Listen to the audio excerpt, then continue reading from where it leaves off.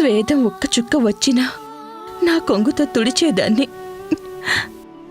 కాని తనే వాయుదేవుణ్ణి ఆశించగలడని తెలియదు నాకు. ఆయన వీచడం మొదలైన స్వేదం మొత్తం ఎండిపోయింది. వాయుదేవుడు రానవసరం లేదు. అమ్మా, నాకు నువ్వే కావాలి. చూస్తుంటే దేని గురించి భయపడ్డానో అదే జరిగినట్టుందమ్మా. అమ్మ నా భగవానుడి రూపాన్ని మర్చిపోలేదు. నాక్కూడా ఆ సత్యాన్ని దాచడం కఠినమయ్యేది.